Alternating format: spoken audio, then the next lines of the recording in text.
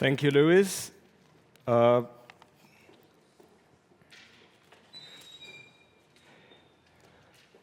It's an honor to be here.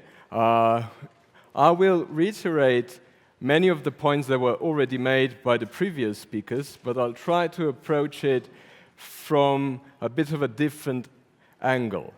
I'll talk about visibility. So, as some of you may remember more than others, smoking used to be everywhere. Cigarettes used to be everywhere. In 1958, Americans puffed their way through more than 500 billion cigarettes a year. Over half of all men and almost a quarter of all women smoked. There were also, for instance, cigarettes were also a mainstay of the army ration pack, for instance, but smoking wasn't visible in a particular way, in a political way. It was not an issue of public-wide concern.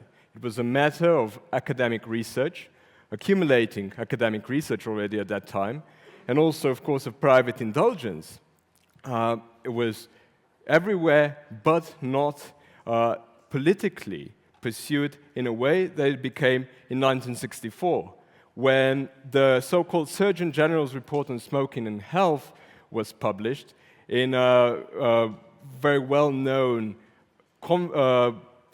press conference where hundreds of reporters gathered for the presentation of this scientific results. And the gist of this report was basically that the weight of the consequences of smoking converge in death by lung cancer, emphysema, bronchitis, and so on.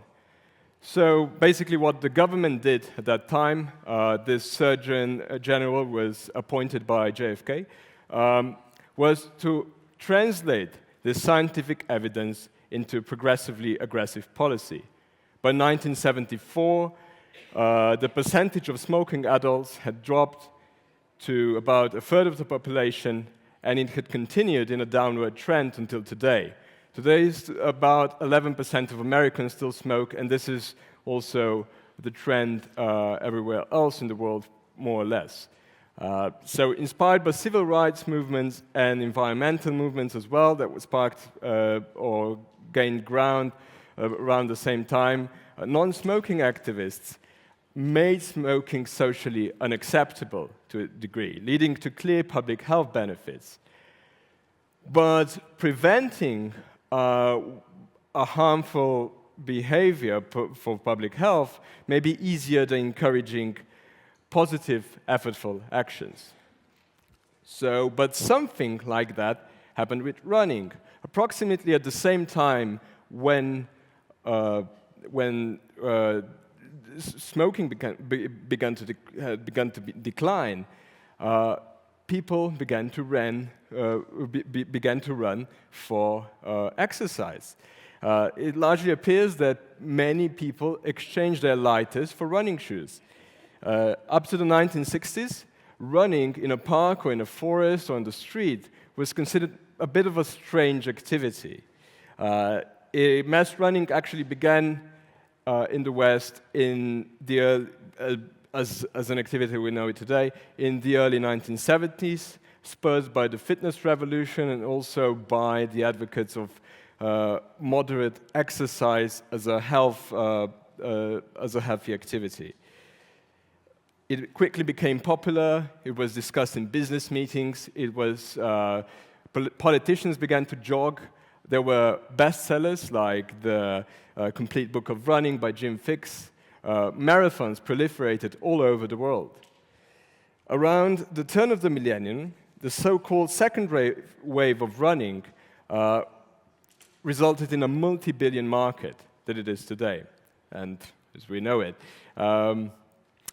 According to a large-scale European-wide study on running conducted in 7 European countries, when they asked what the number one reason for people that run, what is the number one reason for running, the overwhelming number one answer was they run because they want to get fit. This was followed by the desire to lose weight. Only about 1/5 of runners run for fun. What this means is that people predominantly engage in an activity for its beneficial effects than just because it's enjoyable. What this also signifies is that the story of running in the past half-century is largely a success story in simulating an activity that, although is exerting, is very much beneficial. It's also a story of how latent potential became visible, bringing an activity and its effects to the fore. Both of these phenomena, smoking and running, show us how the narrative dramatically influenced their role in the public sphere. So I'd like to illustrate here today how reading reading can learn from this, and how it represents a bit of a similar example. And although, as we saw today, much of the benefits of reading lie more than, for example, as with running, lie in the social realm rather than just the realm of physical health. It's a fact that seems to make it more fit for becoming an issue of public concern, but because it relates less to our immediate problems and desires, it may be less so. So, the first question that we need to ask ourselves today is, in what way is reading invisible? For this, we have to backtrack a little. So learning to read is a foundational skill that occupies a significant portion of early education. From a young age, children invest considerable effort in developing reading and writing abilities, often so early in life that very few of us actually retain any memory of being unable to read. This early mastery makes text nearly invisible to us as a form of technology. Despite the complex processes that are involved in this activity, unlike speaking, which the brain learns almost instinctively, reading requires connecting visual symbols to meaning through intricate, less intuitive brain functions, involving two distinct brain systems, object recognition and language processing. So in the early stages, children pass through various phases, first memorizing words visually, then sounding them out, and finally achieving automatic recognition. By the time reading becomes automatic, our brains are capable of recognizing familiar words and decoding sentences with minimal effort. So this automatization allows us to read text in everyday contexts, such as signs or instructions, without much conscious exertion. Because we do it so effortlessly, we forget that reading is something we do not do naturally. In fact, most of the times we are struck by the significance of reading is where something cracks, when we are unable to do it effortlessly. Indeed, functioning without automatized reading in a contemporary mediatized society would be almost impossible or grotesque. It would be almost impossible to function without efficient reading that doesn't exert our cognitive powers too much at all times, because texts surround us. Without it, we would not be able to answer emails and do most of the jobs we do. Yet most of the reading we do in this manner is highly practical. If it were not, we would roam around like existentialist zombies. So what do I mean by existentialist zombies? This was done by artificial intelligence, by the way, as existentialist zombie. What do I mean by this?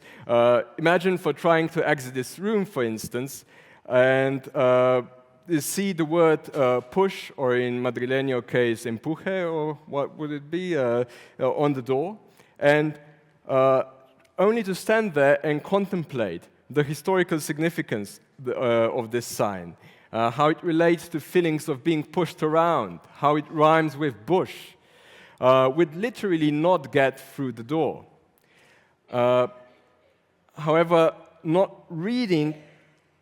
all reading we do is practical and simple decoding of simple text, as we heard today in previous presentations.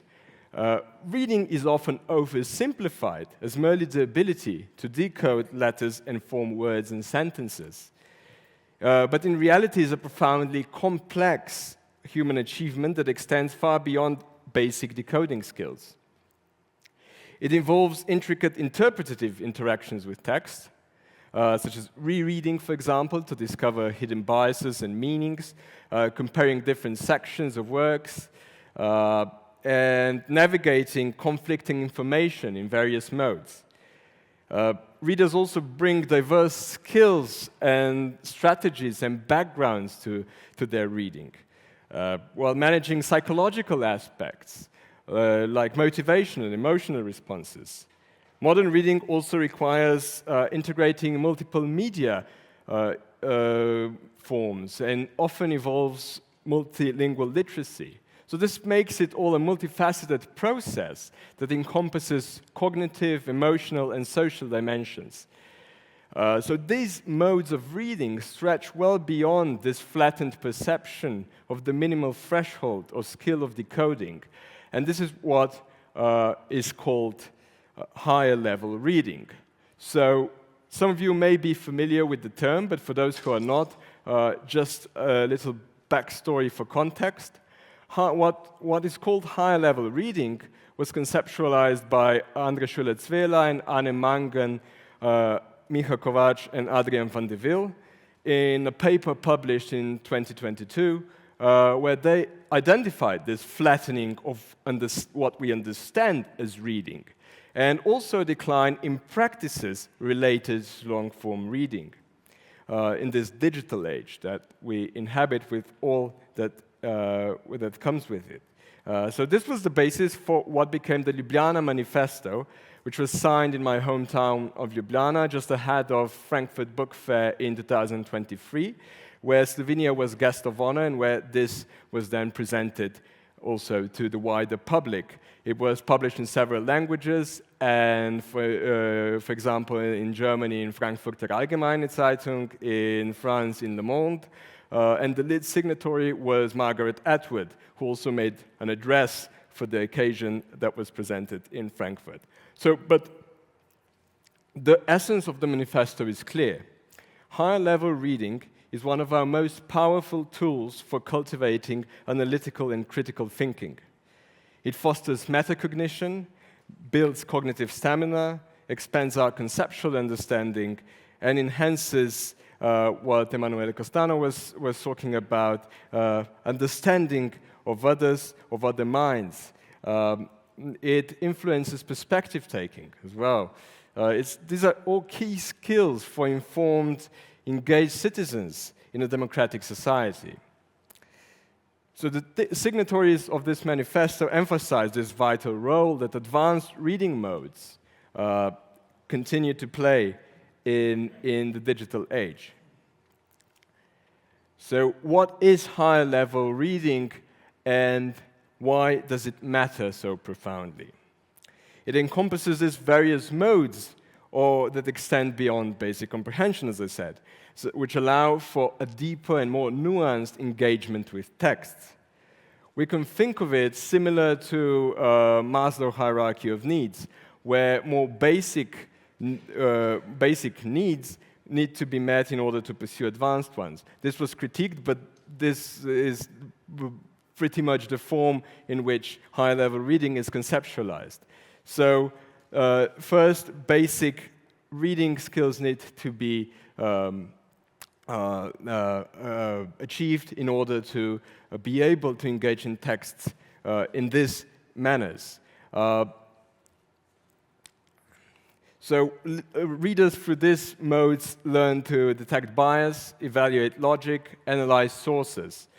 They include, for example, literary reading, which cultivates narrative insight and vocabulary through exposure to complex characters and scenarios, as was explained in much detail by Emanuele Costano before me. Long-form reading, which develops sustained attention and concentration on intricate ideas. slow reading, which encourages careful reflection and layered understanding through rereading, for example, and also tenacious reading, which builds resilience by engaging with challenging texts and resisting digital distractions. So each of these modes equips readers with the cognitive flexibility and depth necessary for a thoughtful engagement with diverse and demanding texts. So while these basic reading skills are essential for navigating everyday life, advanced reading activities are strongly associated with a range of positive outcomes. Many of these were also described by Christoph Blesi today, and they include enhanced well-being, academic success, higher socioeconomic status, social integration, reduced crime rates, improved mental health, and even longevity. They also foster language proficiency, vocabulary, social insight, patience, focus, creativity, and imagination. For instance, students who tend to engage with these longer texts, they tend to perform better on standardized reading assessment. Most critically, and this was touched upon by Naomi Barron today, this is essential for developing critical thinking. It enables readers to explore alternative interpretations, identify patterns, appreciate diverse perspectives, and connect texts to broader contexts.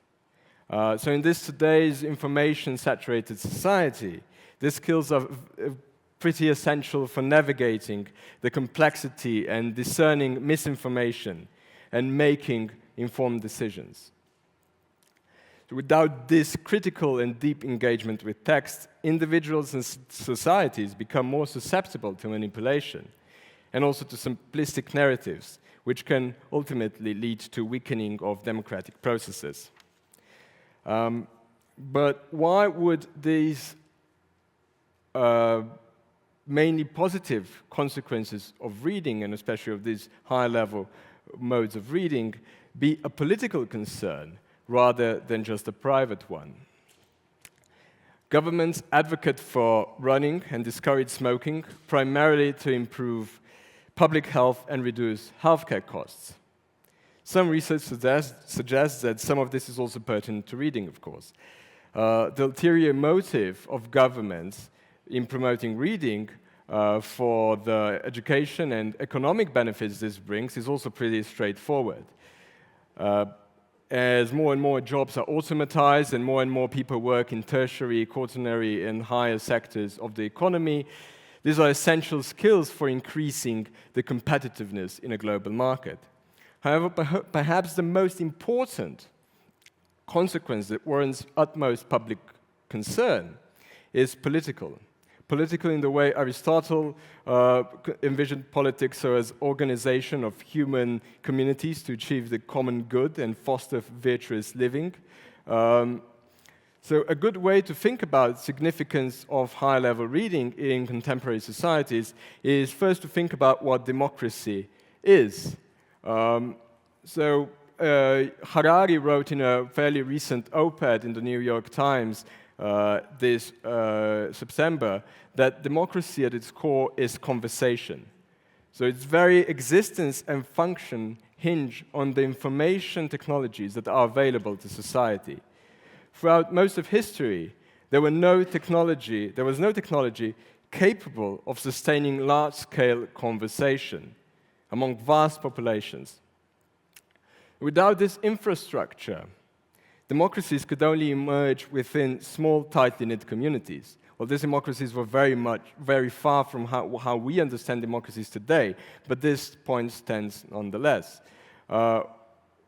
Once a society expanded beyond a certain size, maintaining a democratic dialogue became impossible, and authoritarian structures became the default alternative.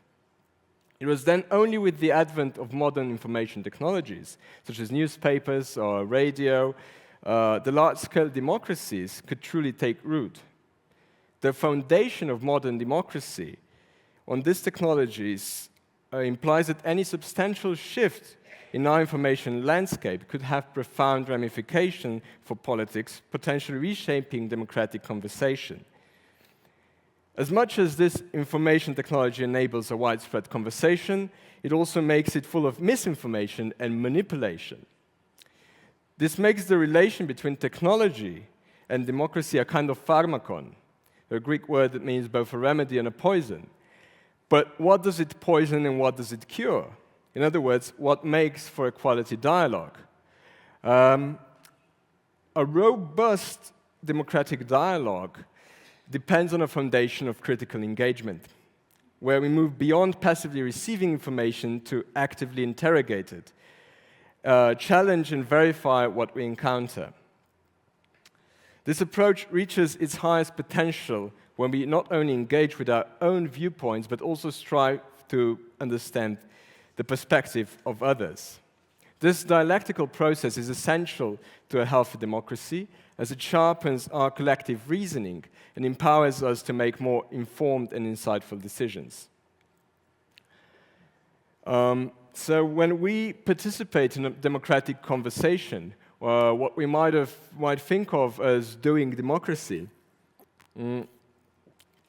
Aristotle might suggest that we're exercising a unique form of reasoning known as practical wisdom, or phronesis.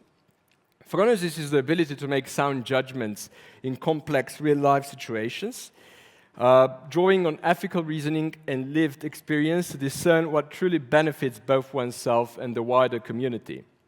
Aristotle defines it as a state of grasping the truth involving reason, concerned with action about things that are good or bad for the human being.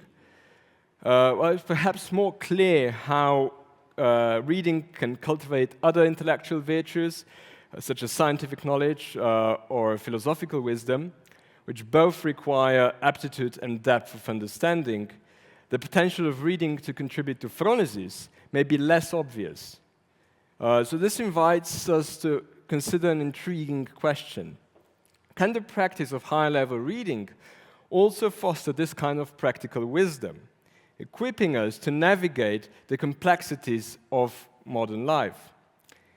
So firstly, to critically evaluate information in a media-saturated society, we need the ability to recognize the markers of credibility and depth in text, so to speak.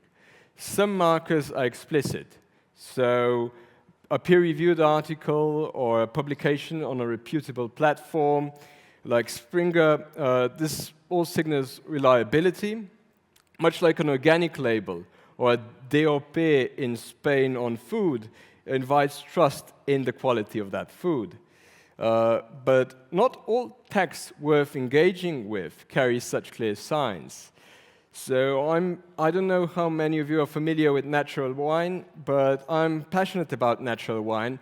And this is something that goes beyond organic viticulture to include low-intervention processes in the cellar. But unlike organic wine or even biodynamic wine, natural wine does not have a universally accepted certification. Recognizing natural wine often requires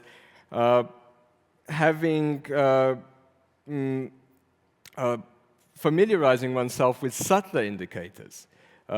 Like similarly, discerning the true quality and trustworthiness of information, the logic and the argument, often requires us to dig deeper, to judge based on the texts themselves rather than just their paratextual elements. The more we read, the more we sharpen these critical faculties, which also then makes us less vulnerable to misinformation. Secondly, to be able to engage in this democratic conversation and employ our critical faculties, we need to be able to hold attention for a sustained period. The multifacetedness of our world is such that quick, ready-made one-liners hardly do it justice. In the age of distraction and quick shifting between tasks, which is really what multitasking is, reading long-form texts trains our cognitive patience. This means that rather than being satisfied with quick recognitions of ready-made truths, we are prepared to explore more nuanced and more complex arguments. And research also shows us that the more we read such texts, the better we get at it. Thirdly, and as some interpreters of Aristotle also showed, the capacity to engage in a practical deliberation of phronesis also requires something like empathy, something also fostered in a certain way by reading more complex and longer texts, especially literary fiction, as was demonstrated before. One of such compelling arguments was also made famous by one of the most prominent contemporary philosophers, who also leans herself strongly on Aristotle, Martha Nussbaum, who said that the genre of the novel itself, on account of some general features of its structure, generally constructs empathy and compassion in ways that are highly relevant to citizenship. So these are all arguments why higher-level reading is pertinent to democratic processes as a conversation in which the polity tries to make sense, discern, and evaluate existing information. This is of utmost importance. But I'd like to make a further suggestion and propose that high-level reading is also significant for politics as world-making. In other words, advanced modes of reading complex texts may be helpful not just in understanding and interpreting the world, but also in imagining better, different futures. We know that politics is action, as action is not just reaction. Sometimes we're blinded by the dullness and the dreadfulness of everyday politics that we forget that politics is also very much a creative challenge. It's in its most basic form utopia. And utopia needs envisioning. It needs world-making. It needs not just the professional capacity, but also very much an intellectual one. Perhaps a bit lofty, an example, Cicero, the Roman orator and politician, had already taken similar position in the defense speech.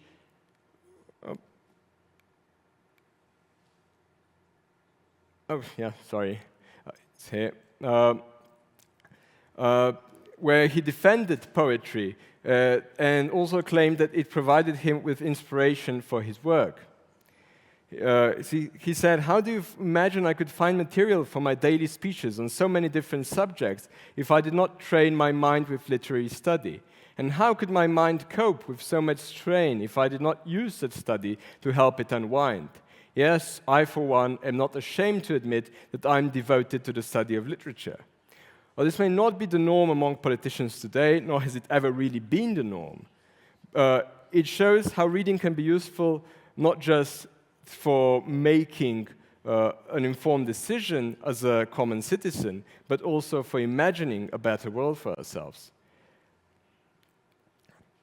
So why are we talking about this now? And why does higher-level reading, in my opinion, require advocates? Digital media have transformed reading into fragmented and screen-based activity, largely rewarding quick skimming over deep engagement. And complex reflective reading is steadily being replaced by simplified visual content, and education also often follows suit. Meanwhile, the influence of big tech, which tries to capture attention for profit, encourages distraction, prioritizes this surface-level engagement, and opens the door to misinformation. Even educational assessments like PISA contribute to this problem by emphasizing basic reading skills, while sidelining the more reflective, critical, and immersive practices that high-level reading fosters. So in an era where quick consumption is prized and deep comprehension is rare, advocating for high-level reading is essential if we want to equip our future world, the future generations, with the skills needed for resilient democratic participation. So in a world where time is increasingly fragmented by a barrage of digital distractions, reading also offers an antidote, a gateway into what Gadamer calls fulfilled or autonomous time. Unlike the empty or spent time we seek to fill through fleeting tasks or superficial consumption, high-level reading immerses us in a deeper, more meaningful experience. It invites us into a realm where time is not something to be merely spent, but to be lived. By fostering imagination, creativity, and reflection, such high-level reading cultivates a richer and more autonomous sense of self and society, which are also the qualities that are essential for the life of an engaged citizen. So, to finish, I'd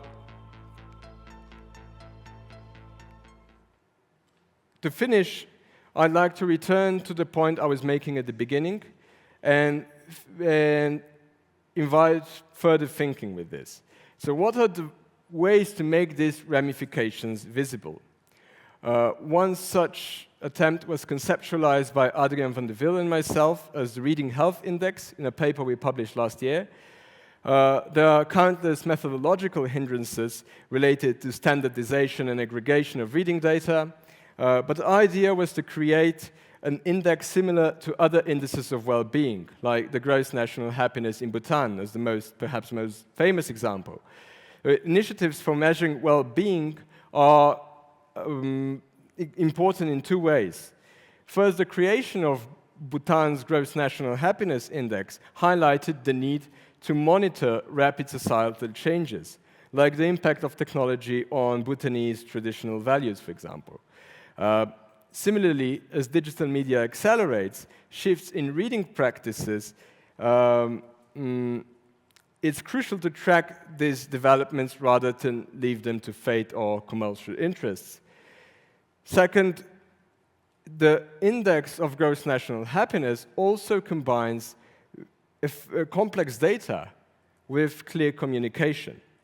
So the challenge before us today is how to reveal this transformative power of reading, which is also the slogan of this event, if I saw correctly, and bring these often hidden and unintended benefits into clearer focus. Thank you.